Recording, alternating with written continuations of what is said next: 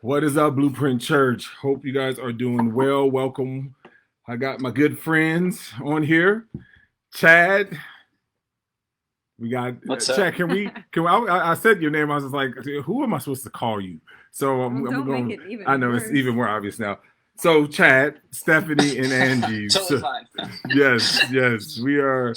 But we are excited. We want to continue on the conversation with you guys today. So we are in the middle of our series, our outcry, an authentic lament in the face of injustice. And, we had, I think, a good discussion, a good discussion on there, just talking about, some of this, the differing realities, even coming from three different perspectives. So first of all, I want to say thank you guys for being present and showing up, being willing to have this conversation Yeah. with us. So having looked at it now, I mean, as people are joining in with this, having looked at it, what are some of your initial feelings that you have?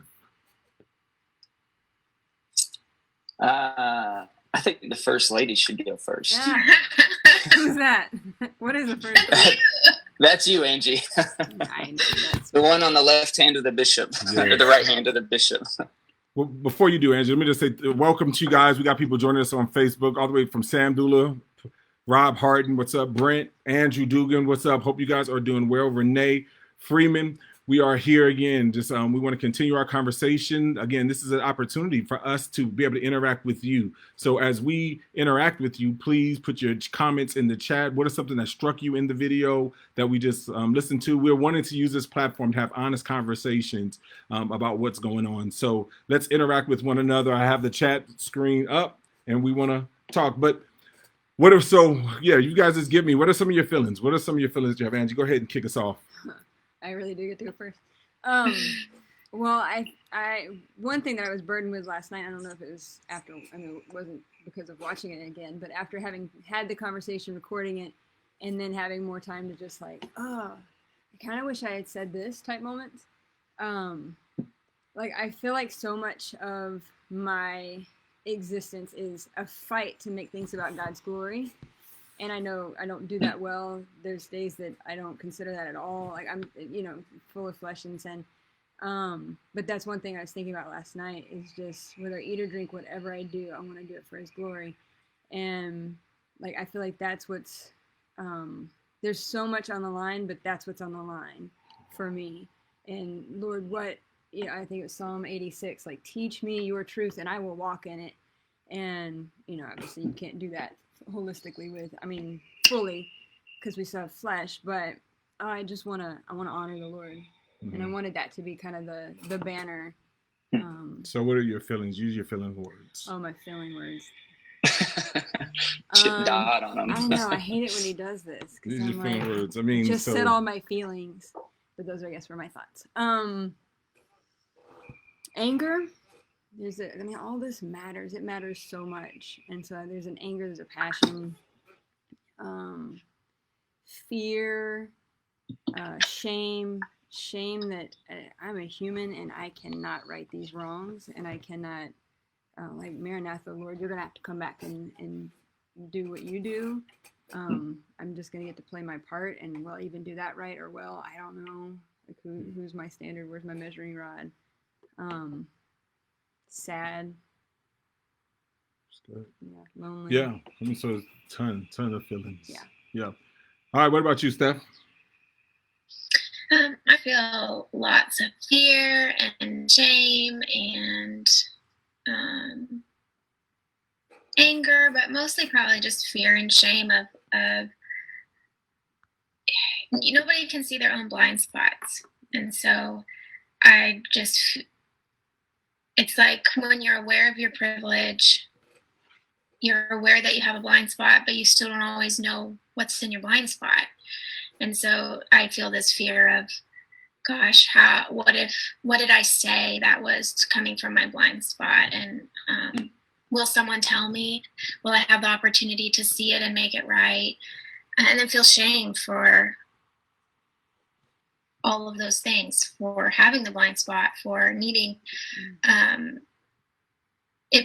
there is a shame of like, I need others to tell me when I'm speaking out of my blind spot. And so is that a real, when you say like you need others, is that a welcome door, or is that, I mean, you know what I'm saying? Because that to some degree, like you just made the statement of, you know, or is someone going to ask me, do you want someone, you know, if is that open door? I do. Yeah. It's not ever easy, but that's the only, if I think about the times where I have grown the most, particularly in regards to issues of race, it's because somebody called out a blind spot. For sure. So that's the only way I can. The best way I know how to grow is if other people are. Yeah. Well, thank you guys. Yeah. I mean, again, I just really appreciate you guys. We want to talk to you guys, hear from you. You know, this was definitely a vulnerable thing for them, you know, to come and to share. We want to hear from you. Sea Dog, Pastor Corwin said, "Hi, hey Stephanie, the hottie Angie, and the stash." So you're the stash, Chad. So why is Corwin allowed to be on this call? I don't know. But just, I mean, in light of it, we kind of took a theme of when you conform, when you confront, you know, and one commenter during the service said, you confront all the time. There's no other option but to confront. I mean, obviously there are, you know, we could easily have made this about white evangelicalism and just like, you know, a few years back and just the outrage about white evangelicalism. We can make it about so many different things. The question becomes when we're talking about, you know, injustices, obviously we need to confront injustices. The question now becomes like, in this, you know, and Steph, you mentioned on here, like the need to nuance. So like, how do you nuance things in the midst of this? And that's open for anybody, because there is a need to nuance, but if you begin to nuance, then you can be judged for nuancing, you know, and if you're not taking things wholesale. So as someone who is white, you know, that for some of you, specifically you, Chad, like you are the problem. White men is kind of embodiment of privilege, the embodiment of the problem, the embodiment of so many things. So, I mean, that kind of was into my pressure question. Like, if you do, like, do you feel the freedom to be able to nuance, or do you feel like you have to take wholesale arguments? Yeah. So I feel like now, this is maybe a poor example, but I think it just give me grace. I think it gets to what I'm saying. It's almost like if I'm just a jerk to my wife, let's say yesterday, and I'm just like, man, argumentative, like just patient, lack of self-control, like harsh with her, just all day, not walking in the spirit, right? And then today I wake up, God convicts me, and I'm like, man, but I just act like nothing ever happened, right? And I'm just like, hey, let's do this. Let's watch church. Let's go out to eat. This is pre-COVID. Let's do all these things, right?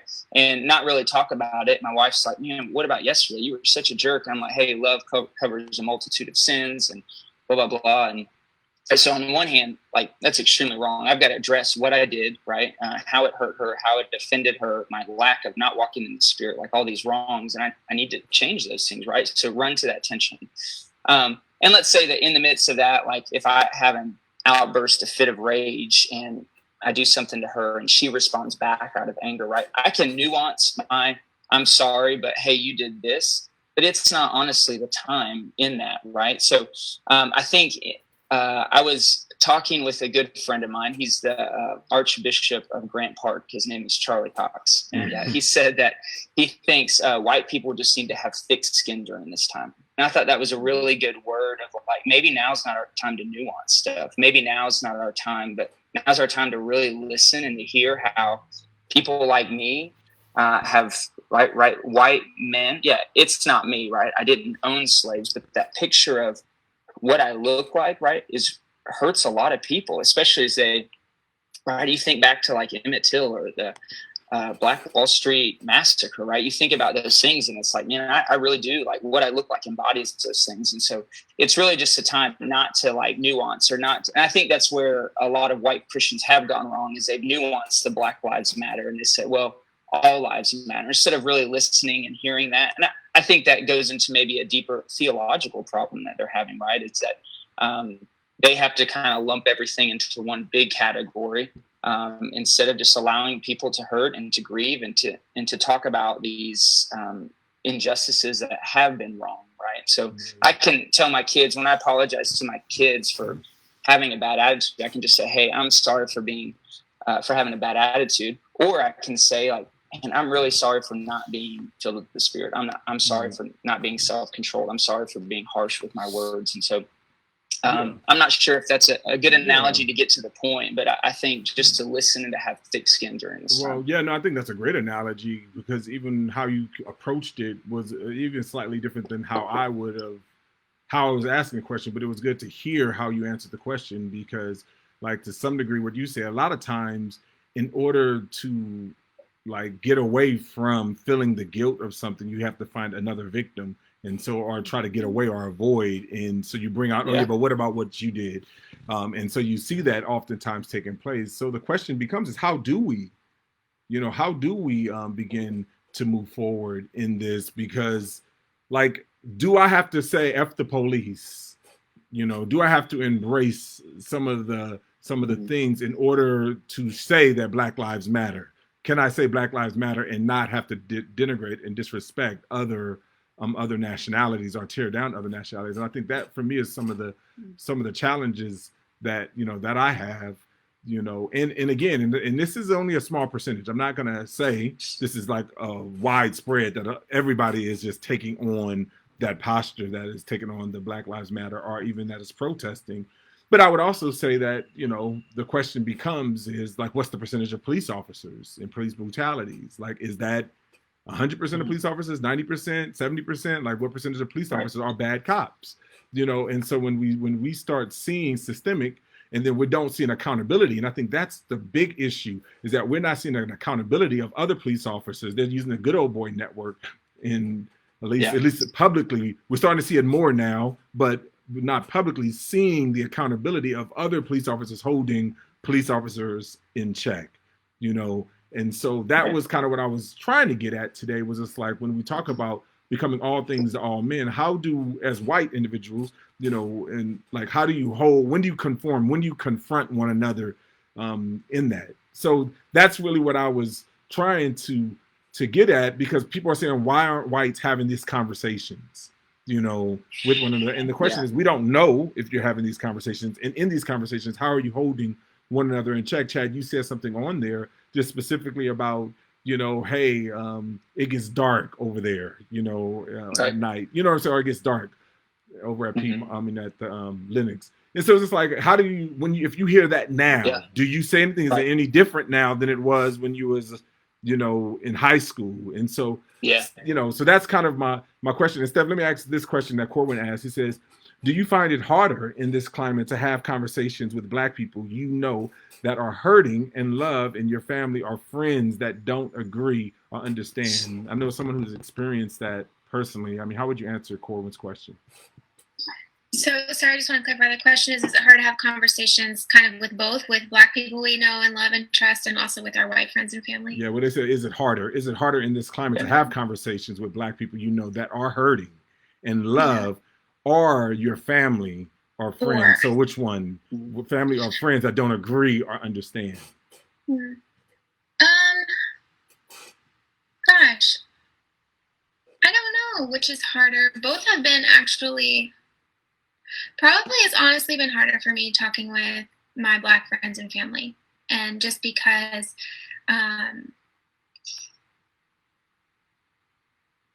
I want to be present, I want to help, but also I'm a source of injury.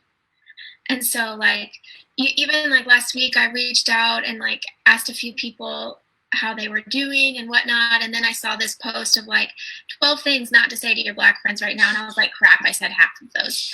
And so just like, it feels so hard, because I'm like, I don't know how to communicate my heart. If I'm silent, I don't want you to think I'm not aware that you're in tremendous trauma and pain right now. And so but when you're saying that, this is like 12 things to say. I mean, obviously we don't have to listen. I don't want to necessarily judge Liz, but part of the problem is being like, does that feel like it pushes you into a performance trap? Like where you cannot be authentic because you're so worried about what you can and cannot say, you know, in these conversations. And again, I'm asking you guys that question because like, how can we have truthful and honest conversations if I'm constantly thinking about, okay, if I can't say this, I don't want to say it this way. I don't want to like, and now I'm just like, I can't say things honestly, you know, and again, I'm not trying to say anything. I think in all, we got to treat people with dignity and respect and on, you know, and all that. We should never dehumanize anybody. And I think that's a part of on all sides. Like if Black Lives Matter, then we got to be able to do it, but we can't also tell people like, don't say certain things. Yeah, I think it can do both, and this is where I think it comes back to having a thick skin and being willing to experience pain and be willing to engage. And because one, I think it can lead to paralysis by analysis. And there, I have had several times in the last couple of weeks where I've started a text or I've started a post and then I have erased it because I'm like, I don't even know how to do this. So it for sure can lead to paralysis by analysis. At the same time, if we're willing to stick with it, and like, because I do think sometimes our privilege makes us go, oh, that's hard, I'm done. And so I think sometimes we have to check that privilege at the door and go, this is hard, keep going. And so I can read that post about all the things that could be potentially hurtful to my friends, and I can press in and go, what's another way to say this? Let me find out what's a more helpful question, what's a more helpful response, and still engage. So I think it can lead to paralysis by analysis, but I also think we can choose to use it to learn and to grow and to better engage. And then as far as like talking with white friends and family, because of the climate, I found it to be easier right now because everyone's talking about it. Yeah. And so that's just my experience. Yeah, it's more normal than all. Thank you guys for putting in the comments. We definitely want to get to your comments. Keep engaging. This is a hard conversation. I honestly think everybody needs to have thick skin. I think this is one thing that everyone like for me to tell you, don't say this to me. And so like, I just think, I understand we all need to think of better ways to say things. But at the end of the day, if we're going to have truthful and honest conversations, if we're going to see any change, we got to have truthful and honest, and we can have truthful and honest conversations without disrespecting one another. But if I'm like, again, I don't know the list and I've heard so many people telling so many, like, don't say these things. And then like, and the other, you have carte blanche and being able to say everything. And I just don't think that is a healthy way to engage in honest conversation. So I do think whites need to have more thick skin, but I think we all need to have thick skin, and we need to create safe places where we can have real, truthful conversation, where we may hurt one another. And like, there may be hurt, but we got to be able to have those conversations. And it's an opportunity to grow. I think, Steph, you kind of alluded to that in the time. But just because somebody posts 12 things not to say, I might read that list to Dahadi and he'd be like, I disagree with the majority of those comments. Like, I would not feel offended if you asked me those questions. So I think we have to be careful that, I don't know, I don't think it's fair or a good expectation for somebody else to tell, okay, this is gonna ruffle some feathers maybe, but I don't think anybody should tell me what to say or not say. I really need to be trusting the Holy Spirit in what I say. And when I say something inappropriate, by all means, call me out so I can learn and grow from it. But right now, I don't know. All of us are fallen and broken and hurting, and all, things can come from a perspective like, these are the only white people that are allowed to do this. You can only say this. And we might be like hindering growth. And I think basically what you were just saying, but just because a list is produced doesn't mean that it's the list. Like, it's not Bible, it's not scripture, it's not.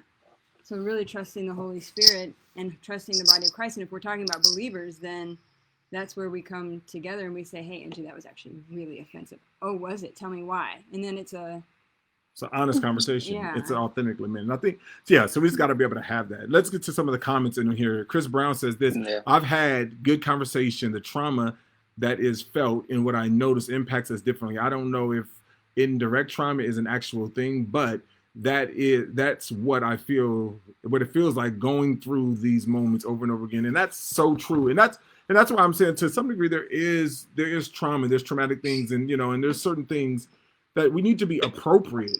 We got to be appropriate, and I think that's a difference. But when you start projecting on one another, that's it. It's like, and that's what I feel like has happened so oftentimes, is that we begin to project on one another. And so we just got to be careful at just creating honest conversations and truthful conversations. And we can agree, like we gotta agree to say, I'm not going anywhere. We're gonna have the conversations, just like, there just needs to be real honest conversation. And so I agree with Chris, is like, this stirs up things and brings up history and brings up memories and brings up things that were traumatizing in my life that immediately kind of comes up. And so it's sad. And I think that we got to be able to have that conversation. So yeah, and if I can jump in really quick, I think that's even why, and I totally get what you guys are saying about not kind of letting these lists or whatnot apply to everyone, but I'm thinking through if you know someone who, or if you've ever had a miscarriage, there are things that people say to you when you are in pain that are just out of line. And so but if you've never experienced a miscarriage, you don't know what those things that are out of line are. And if you love your friend, you don't want to say them. And so if somebody posts and is like, hey, these are things that are not helpful to say to your friends when they've lost a baby, that's actually helpful to me. And so in the same way, I do think we have to be careful with it. But I think in that same manner, because the level of grief and trauma that Black people are experiencing right now is something I cannot possibly understand. If someone gives me a framework for, some of it's just basic trauma, basic grief. Mm-hmm. These are not unhelpful things to say when someone's experiencing trauma or grief. But that's where I think those things, if we're willing to not take it at face value, but press into it, I think they can be informative in that way. That's good.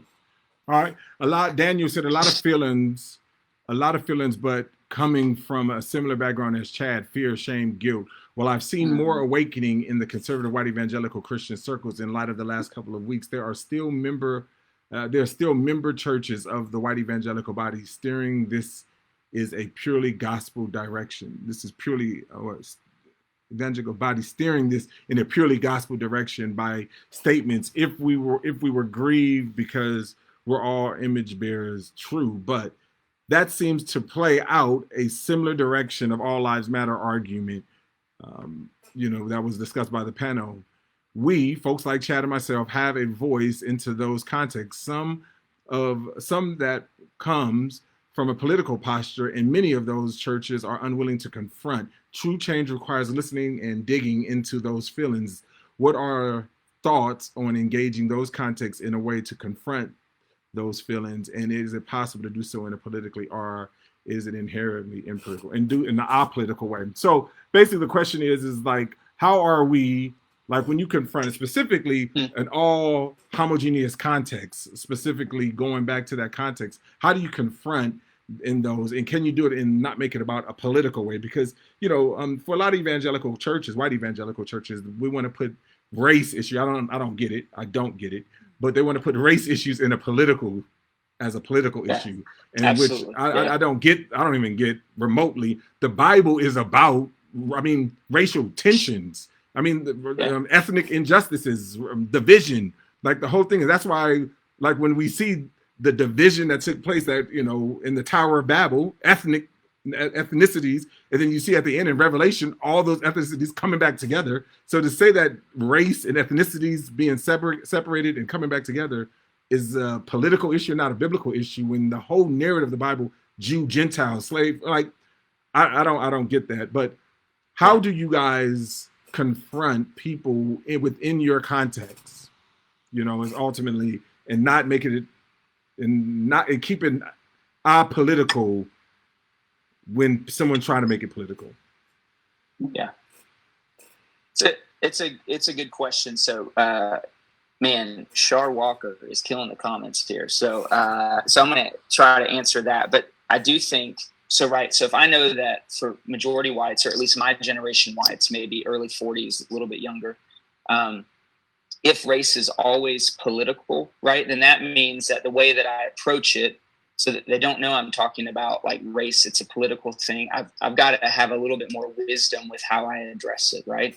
I had a family member post something that was pretty racist on Facebook yesterday. Like it was like subvertly racist, right? It was like one of those things you read and you're like, that's funny. You're like, oh, wait, that's really racist. Like they shouldn't have posted that. And I messaged the person. I was just like, that's racist. You should take it down. And my wife was like, don't say that. Cause then you're never going to have any like capital with that person again. Like why not ask questions that kind of get to the heart about why they posted it? Do you understand what this is saying? So trying to approach them in a different way, right? It is inherently racist what they said. And I wanted to say, that's racist. You should take it down. You should be ashamed of yourself. That's awful. Right. But then how do we ask questions that way to say like, hey, when you are posting that, what do you think that's conveying to people? Right. She did ask another question. I thought it was good. Generally, are white people afraid to have a conversation about race? If so, why? Chad, also, do you think I'm the host of this show. Chad, see, this was what white people always try to take over. White people always try to take over. That's the problem. See, that's what this whole show is about. Angie texted me and she said, Heidi's not doing a great job. I need you to jump in. So. No, that is a good question. Go ahead, Chad. Go ahead, Chad. So what I was going to say, I don't know if there's a fear around it, or she asked if they experience a type of trauma. I don't think it's a type of trauma, but I've really been wrestling with this question with my wife the past like week. Is like, why, like when people do bring up race or slavery or whatever, why is it like initially like kind of like, oh, don't talk about that? I really think if we really have to answer that question, then I think as white people, we have to confront the fact that what we've been taught about the history of our country and the church is a lie. Mm-hmm. I mean, I really think that's it. Like, right, when I talk about like the history of the SBC, or when I talk about, man, why did Black church start to begin with? Why did the AME church start? Because we weren't allowed to go into a white church. Like when I have to confront that the Black church isn't here because of a difference of theology. It's not here because of a difference of worship style, but it's here because they weren't allowed to worship with their white brothers and sisters, right? So addressing that, it's just like, yeah. I don't know if we feel guilt or what that is, or it's just like the rug's been pulled out from under us. We've been bamboozled our whole lives. I'm not really sure. I think if someone else has greater clarity into that, but I really think that we've put racism into that political box. And I think that it's going to take a lot of humility to take it out of that box and to put it in the gospel box. And I think that those are conversations that only happen in the midst of these traumatic experiences of injustice, right?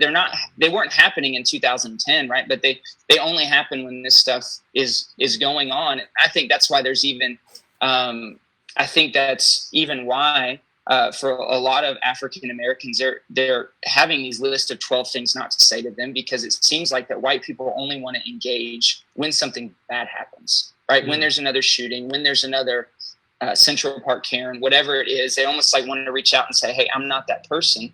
And I think it's because we've said, I think all white people don't think they're racist, except for like, the dude with the Confederate flag and, his grandfather's a Klan member and he's proud of that. I think that we put those people in the racist box, and we've kind of separated ourselves from that. But these bias, these like culturally acceptable prejudices that we've allowed into our lives, like we don't think those are racist. And so we've always reserved that for those people. Yeah. And let me ask you this, Chad, because Chris brings up a good point. He says, as a Black man, I often find difficult to have the solution convo with white brothers and sisters because it feels more like they are looking for me to absolve guilt rather than seeking growth/empathy. What questions would you suggest I ask to identify one or the other? So like that is, I think that is oftentimes is kind of like you don't have to feel guilty, but like, or what someone is wanting or a white person to be absolved from. And so, I mean, Steph, how do you answer that? I mean, how would you respond to something like that? Gosh. I mean, I will give you my thoughts. I have no idea if I'm in line here, but the first thought that comes to my mind is having good boundaries. And you are not responsible for my guilt. You're not responsible for my shame. And even if I get into a place where I'm I'm trying to find some resolution there, it's not your responsibility to let it go. And so if you, there's a level of you don't have to do that, it's not your job. And so but it feels weird to me to I don't know what it's like to be the Black person in those conversations. I know what it's like I feel like it's my responsibility as a white person to not put that I don't need to project that on you. I have to deal with that. I have to but on one end, you do know what it's like to be a woman, right? And all males, and not to be heard or not to be listened to. So you know what it's like to be excluded or for your voice not to be heard or to be pushed back, obviously. And I think, and anytime I'll say this, and now everybody's probably going to comment, oh, we can't compare one to the other. And I think that's true, but it's not about comparing or who's more traumatizing and what's more difficult, but it's saying like, what it's like not to be heard. And I think oftentimes in the question becomes is how did you feel in there when, and what is often the typical response? Do you go into survival? How easy it is for us to go into survival mode or to rage mode or whatever, when we're not to fight for rights that is God-given, but has not been granted, to us. And so I think that is a situation. And I think that Paul Walker or Shar, whoever this is, but she says, I do think that white people are in a lose-lose situation right now. And that's okay. The response is to lament and repent in humility. And I think that is, because there is a lose-lose situation. I think there's a lose-lose situation on all fronts. Like we're not winning. Whenever there's sin taking place, that we're losing, in the body of Christ, and Satan is winning because there's division. And again, this is why when we talk about lamenting and the prophets are raising up and saying like lament, like calling people to cry out and to lament about the injustices going on. Like this is not about them getting up to say we gotta win. No, it's just about like saying the glory of God is being dishonored. The glory of God is not being proclaimed, and we have to call people to lament. So I think that is, I think it's critical for us. Angie, Angie, what is your thoughts about this? Do you want to comment on that or go to the next one? You can go to the next one. All right. Angela Burke says this. I was reading the next one. So. Listen, be respectful and be authentically you. This is never going to be a time when everyone is going to agree with everyone you do and say, I try to smile and engage my white brothers and sisters to let them know that we are okay with one another, although I am suffering from societal ills against Black people. I think that's critical, what Angela is saying, but I don't think that that's true. People don't really believe that statement, and people won't embrace that statement for real. Which statement? The statement about like societal ills? No. Well, the statement about this is never like it's being okay with. There's never going to be a time when everyone is okay to agree with everyone and everything you say. So, but still engage. Like we don't feel comfortable. If I don't agree with you, don't talk to me. Right? We're not creating real. Or I don't want, like, if you don't agree with me, don't talk to me because I don't want to be considered safe. I don't want to be like, and there's this, like, we're not creating places where we can disagree, but still love one another and stay in and fight, with one another. And it's sort of like this, like, for instance, in marriage, we know it's not if you're going to conflict. It's like you are going to conflict, but like, are you going to remain? Are you going to engage? Are you going to fight, for reconciliation? You're going to fight for fairness. And I think as the body of Christ, we should have the same posture, is to stay engaged and to stay respectful, to keep listening, but at the same time, tell the truth about what's going on inside and don't create environments where I'm have to only perform. Mm-hmm. Well, I was thinking about the last question and then what Angela's saying and then coupled with the videos we were watching this morning. I think as a white person talking to other white people, there's also this a disbelief that the world is really where it's at. Because, I mean, I've heard everything from I never owned slaves, so it's not my fault type posture, to so not understanding that systematic racism exists because I haven't had to deal with it. Not me personally, I fully understand that or believe that.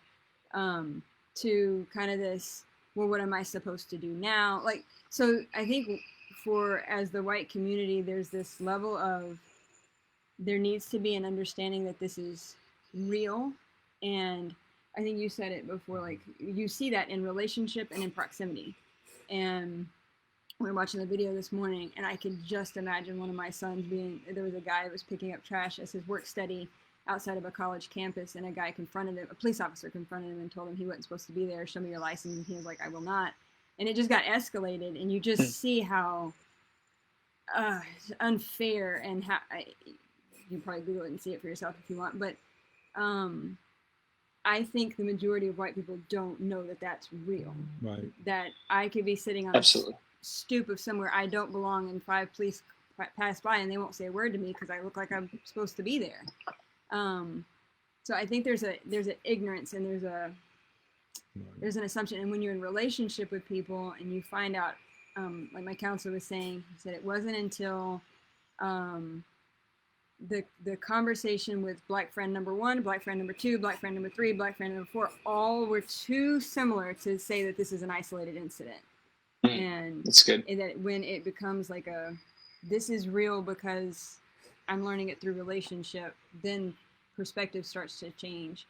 So I think it's hard for white people to even understand what we're talking about, because it's so beyond slavery. It's so beyond the effects of hundreds of years ago. It's right now, it's happening, and this is real, and it's and I think that's like, and I want you guys to don't get confused what I'm saying.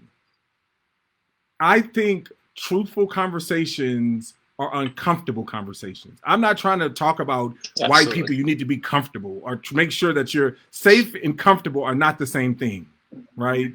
Sure. Like safe and comfortable, like so it's not. And I think that, we have to be uncomfortable. And I think that's to Shara's point earlier, is it's kind of like, why aren't white people engaging, especially, and the term is famous, white fragility, like the fragile nature when it comes to these issues. So it's not about creating comfortable spaces. It's about creating a safe space. It may not be comfortable, and you may get hurt in this conversation, but I'm not going to intentionally harm you. I'm not going to disrespect you. I'm not going to demean you. And I'm not going to leave you just because you might say something that may offend me, right? And I think that's a completely different thing between safe conversations, harmful conversations, and uncomfortable conversations. Like, these conversations are going to be uncomfortable, and whether you're white, black, or whatever, like they need to be uncomfortable if we're going to see true systemic change. But what we got to do is find our identity outside of just simply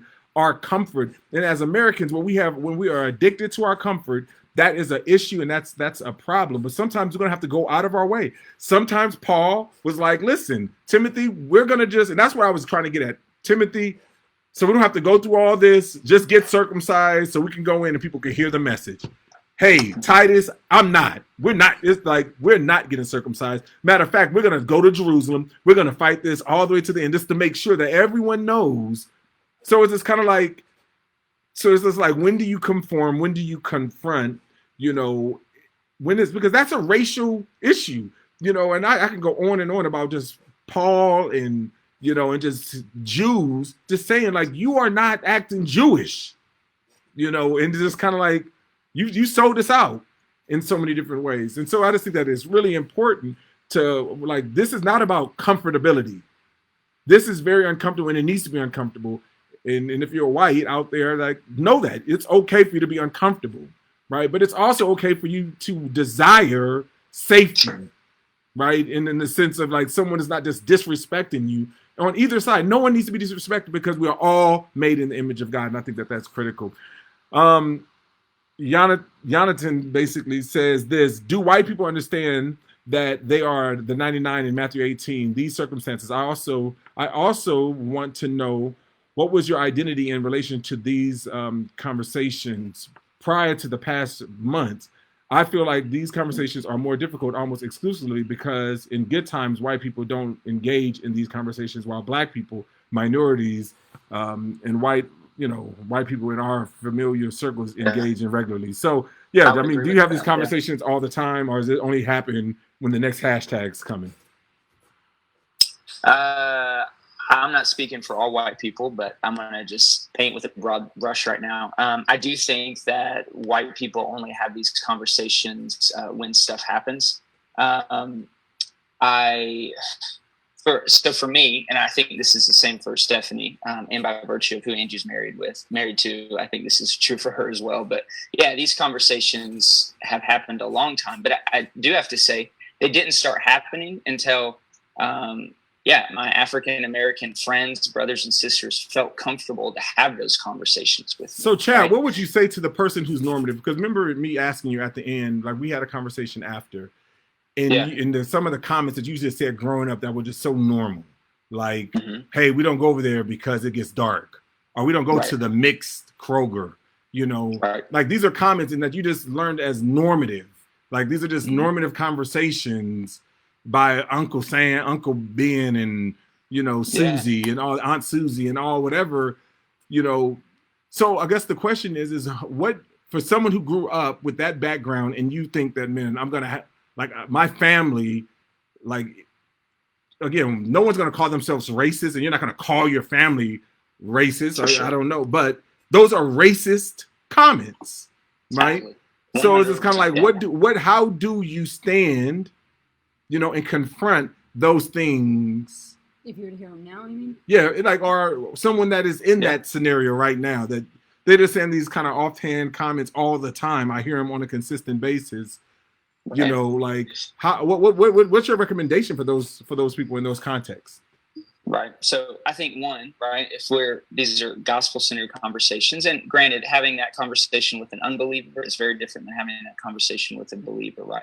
I think this goes back to just like, and it's so important, like, to be like prayed up and like filled with the Holy Spirit in these things, because the last thing I want to do is like sever that relationship so that I can never speak into that area of sin in their life again. And I think that would be the approach that you would take with anyone who's in sin, right?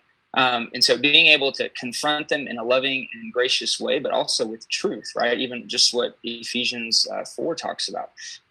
So I think, right, if I were in a context right now, we're on the car and we're like, hey, let's go to Atlantic Station. We're like, man, it's Friday after 9. It gets dark over there, right? The analogy I used earlier, right? I think it's that first question of saying, hey, what do you mean by that? Like really pushing people to try to think about what they're saying. And I think that's the thing is I don't think a lot of people who are saying these racist, they're not thinking about what they're saying.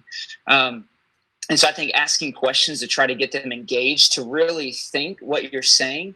And if they're like, well, I just mean, like there can be a lot of black people there and, they're like loud or, whatever stereotype you want to put in there. And I think really saying, well, man, that makes it sound like that, like black people bring down an area, or that like black people are scary, or that black people, is that what you're meaning to say? Like really running to that tension and just asking them. But this, okay, Chad, I'm gonna have to push back on it a little bit, but no, okay. I love you and I understand the heart, because I think, but some of this is where I think sometimes white people can do. We can put racism in the white lies category, right? Like, it's just like if someone was saying, yeah, I raped that girl over there, and just kind of like, hey, you see that boy rape, or disrespect or dehumanize or whatever, just kind of like this was like, no, it's like, there's no, gray area. Let me make sure I keep a relationship. Let me, because it's, it's Susie, she's good in every other way. So that's what I'm saying. We kind of make racism kind of not as egregious as the sexual sins, those sins, and we kind of like, so I guess what I'm saying is, I'm not saying that we need to sever every relationship, and I think on all levels, not severing every relationship, but we can't just treat it as like, because I'm trying to figure out like, how can, when you're dehumanizing an African American, it gets dark over there, or don't go over there. We don't go over there. I can't put this in I can't put a positive spin on that, because when I see it, it's like, this is like sin to the nth degree. This is the spirit of the Antichrist. This is like, so it's just kind of like, and I know I'm just put like for the sake of, argument, but I guess this is good. Yeah. I think this is good for everyone listening, for sure. Yeah. Because it's sort of just like, we just can't continue to put this, because this is why we have racist elders, and not in Blueprint, but we have racist elders in churches, because they're good businessmen.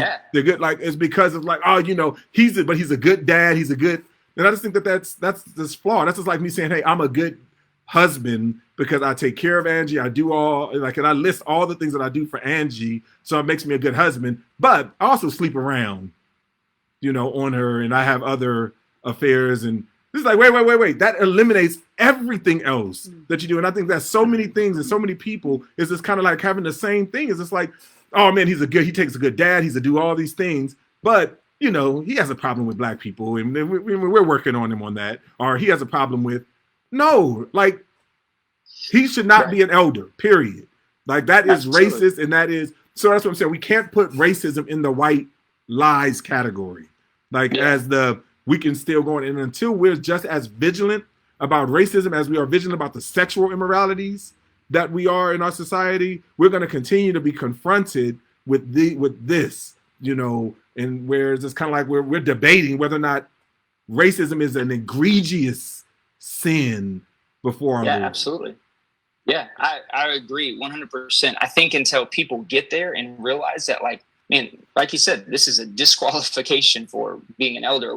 This is a major sin. I think it's always going to be. I think this is why porn is such a thing amongst Christians, because it's still like it's a way for them to dismiss it when no one's looking at it, right? And they're not being called out like what Jesus called out. I mean, this is adultery, right? This is why anger is such an issue in the church, is because people aren't calling it out as, man, that's murder in your heart towards that person. So, I agree, right? And so I think in that conversation with that person, I might just be stepping all over everything and messing it up. But what I'm saying is I think I want to, like, still be in that person's, I don't want to be that one guy that's like, I'm just going to call everything out as racist and they won't ever talk to me again, because I really know it's going to be 100 conversations to get them to really see that that's a sinful thing that they're doing, right? That they're sinning against their brothers and or these other people that are just whoever they are, like whether or not they're friends, but like they're made in the image of God. Like, you can't say those things about those people. Like,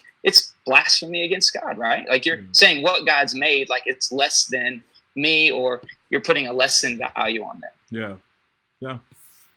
That's good. And I don't know even like, but I think just the idea of confronting, you know, so I'm not saying I'm not going to confront them, right? What I'm saying is like, I want to figure out a way to confront them. And like, man, but also if someone's just saying something in a group of people and I'm just like, bro, that's racist, right? I mean, maybe that's the best approach to do that in this climate. I don't know, but it's all right? Application. I'm not, again, my point is the application. There's tons of different applications. So I'm not saying that I think when you were talking about leadership, that makes a lot of sense. But if you're talking about a car full of people, if they were, if a group of guys drove by and said something negative about a woman, I think you would have the same type of questions that Chad was just starting with, like, well, hold on, what makes you think that's appropriate, or, you know? Mm-hmm. But when you're talking about leadership, you don't meet the qualifications for leadership within our Christian organization or our church. I think that's different. I think you're kind of answering two different. And I think on a very practical note, if you're a white person and you're like, gosh, I'm in that situation where I'm around these types of comments all the time, I think it's really important to prepare a response, because these comments happen so quick in conversation, and they said it and then somebody says something else and then it's gone. And then it's like, what do I do? Do I pull them aside? And so I think sometimes you do pull them aside, but I think also having like, when someone says this is how I respond, and like thinking through that on the front end, I think can really help you come up with a way to engage in the moment, and then as well as like thinking through those like longer one-on-one conversations, but figuring out what am I going to say when this happens in a crowd? And if you've got that ready, because not everybody thinks on their feet really quickly, and that's not a problem. It just means you need to have prepared it ahead of time in order to be equipped to do it. Yeah, that's good. I think both of you guys. That's really good. I guess my main point was simply that we see it in the same sin categories as egregious sins. So in the same way that you wouldn't confront every person who comes up and says, "Oh man, you know, about like I'm sleeping around on the girl," but you know that it's not going to sit right in your conscience if you don't address it. At some point, like I'm not saying it has to be addressed in the middle of that conversation, but like pulling them aside or whatever, if you're going to maintain relationship with them, you cannot like be okay with them as a believer in Christ and them continuing to live a life completely disrespecting the Lord, you know. And I think the sin of racism and discrimination is on par with those things that a lot of times we don't take that same Yeah, Hadi, I would agree. I don't think this is going to change until the church gets angry, like legitimately angry. Like we're angry about abortion. We're angry about sex trafficking in other parts of the world, or even here during Super Bowl or whatever. But until we're really angry about it and really see it as sin and willing to confront it and willing to just to be angry about it, like that righteous anger, right? It's always going to subtly kind of creep in there. Someone even mentioned in the comments, like steering your kids away from playing with a black kid, the white parents steering their kids away from a black kid. Until people are like really angry about it and really see that as like,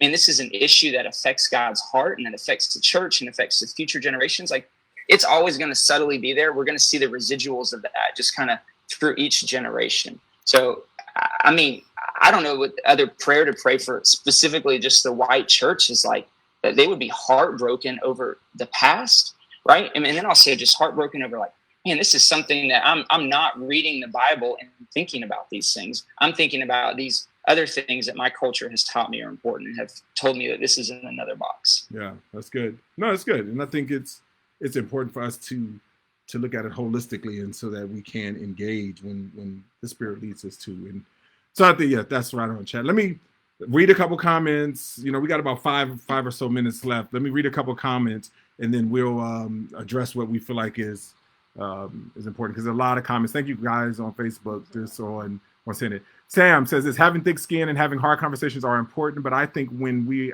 ask questions is just as important, if not more, than it is trying to convey. Everyone doesn't process it at the same pace, and I think conveying love, support, and providing people space to grieve is beneficial. Yes, I agree. They say, we preach, Chad, knowing our history and even our history as evangelical is so very important. It gives context to these conversations. Yes, I think that is important.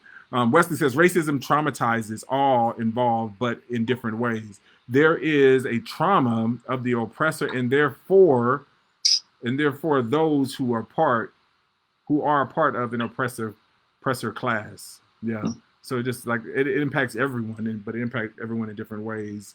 The color of compromise is so good for learning about this. That's what Jimmy Lang says. Tina Dooley, excellent point, Chad, about why black church emerged in the first place. Also, great use of bamboozled. She said, yes. Great use. She likes your word. She's our thesaurus.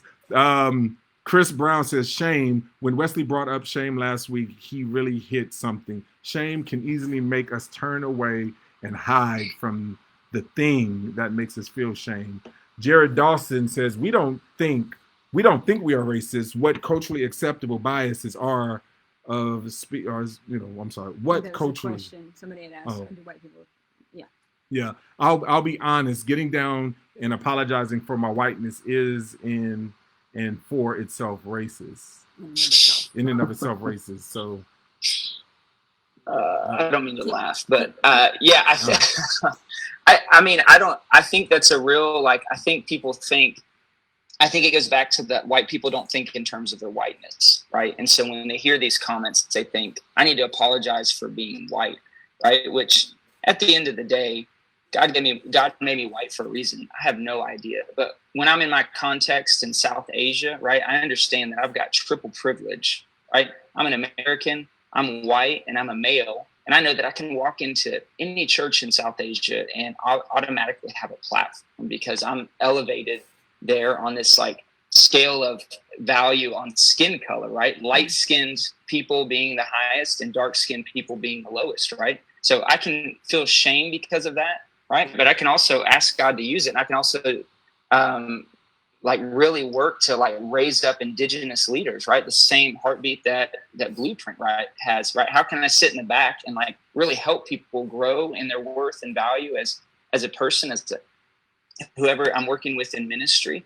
Or how can I always just use my privilege to always be in the front and always lead and always teach and always do these things? But how can I use that to sit in the back and let someone else come up there? So we're not asking anyone to apologize for being white, right? But we're also asking that as a white person to see that privilege that you have. And how do you always say this is it's not a bad word, but right, how to ask God to help us use our privilege for His glory. right? And I think the history of it is that we've always used it for our own gain, willingly or unwillingly, right? But now's this time in history where we're bringing it to the forefront. We're saying, man, now's the time to start using it for the oppressed, right? For the people that don't have a voice, not in my own self-interest, but for the interest of others. Right. That's good. Good. Yeah. So there's been some dialogue back and forth between Jason Dawson and a few others on this chat. So is this basically, the idea of taking responsibility? It is, and I think that's what you were saying. It's hard to see the responsibility if you don't have relationships with other people. If you're only in white circles, it's going to be very difficult to see your privilege. Absolutely. Yeah. Absolutely. And Chris Brown says a good point here. He says being American is not the same thing as being Christian. All right. Pastor James from the Bridge Church, NYC, said this last Sunday. He said racism is not just a black experience. It's a matter of what side you're on. White people have experienced racism benefits, and minorities get the detriments. What do you say to that? And so basically there is that taking place. So yeah, everybody's jumping on Jason. Everybody's jumping on Jason right now. We love you, Jason. Yes. We'll we talk about having safe conversations, and Jason is getting, everybody's trying to correct and fix Jason right now. And I think the bottom line is that these are the types of conversations I think we got to have. I mean, obviously, I'm reading some of the comments, and I would disagree with a lot of what Jason is saying. However, and even the idea of I don't see race, the Lord sees race. I mean, I think, and we're made the Bible sees race. Yeah, because it mentions it in the end. Every tongue, tribe, nation. And just being careful. That's not like as a white person. Yeah. That's not I've arrived because I'm colorblind or I don't see race. That's actually a very it's a very hurtful statement. If you don't see who I am, then you don't see me, because me being, like, for a black person, me being black means so much. For me being white means so much. I don't even know if you can argue both ways. You know what I mean? But for a black person in this country, being black means so much. For a Native American, being Native American means so much. So to say I don't see your color is really degrading. So I would read up on that, Jason. I think that's one of the most helpful things I saw this week was this picture, and it was basically this image that says if you don't see color, then you can't see patterns. And I thought that was really helpful, because it was just like showing, like, if you don't see color and you list, okay, police brutality, and you don't see what color the people are under it, then you can't see the patterns to see the systemic issue. And so I thought that was a really helpful way to understand one of the detriments of trying not to see color. Yeah. No, that's good. And I think that race and seeing colors and all that is good. And again, I think I heard someone say it's not about whether you see race, it's whether it's how you respond. Not about whether you see color, but it's how you respond when you see that color, and the impact of what that color does to you. They said a lot more cleaner than me, but that was... Well, I think, like, we were talking about this earlier, just the idea of white, kind of the white privilege idea. If I know that I'm going up for a job that other people of other races are going up for, and I know that the boss, the one who's making the decision, is a white woman, she's likely going to hire another white woman, because that's what she's going to be comfortable with, that's what's going to make sense to her, subconsciously, consciously, whichever one it is. Now, if I know that I'm underqualified and my counterparts are overqualified, privilege and taking a stand for that might be, when I get the job, saying, hey, can you explain to me why I got the job, because I know they were more qualified, and being willing to deny the job and say, I really need you to look at a hard look at the other applicants and choose well based on that, not just on my aunt or my whatever. I think that's the using the privilege that we have, or being aware of the privilege that we have, and even I don't think anyone's going to do that. That's what's sad. But I think that's where we've got to go when we start to realize the decisions that are being made are that's where our privilege comes from. Some decisions really benefit us. Yeah. And that's because we see color. No, that's really good. Hey, you guys, we're going to go ahead and end this, and it seems like lots and lots of points, specifically talking to Jason, on here. But no, this is, and again, part of this is this us being able to have honest conversation, and I think that to some degree, like giving people space to connect. And I think this is a perfect example. Like, how do we give some real space for Jason, and for other people who may disagree with our opinion and disagree with us? Several people offered to meet with them, have one-on-one conversations. I think that could be helpful.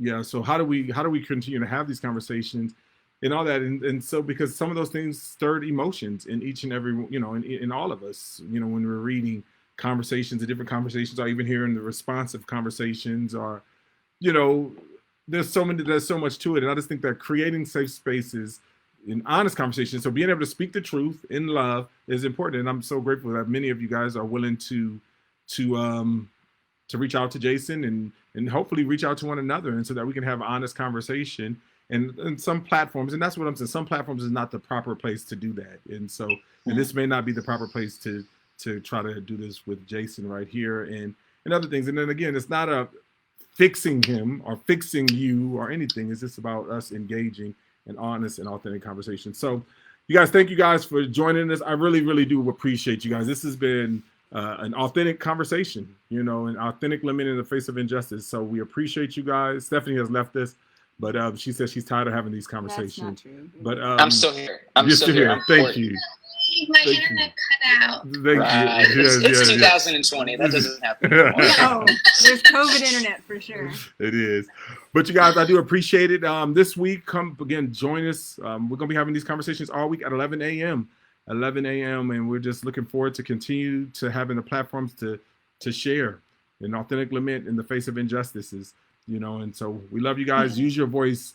We love you too, Jason. Appreciate you guys, and appreciate everybody on here. We will see you guys next time. Bye, guys. Bye.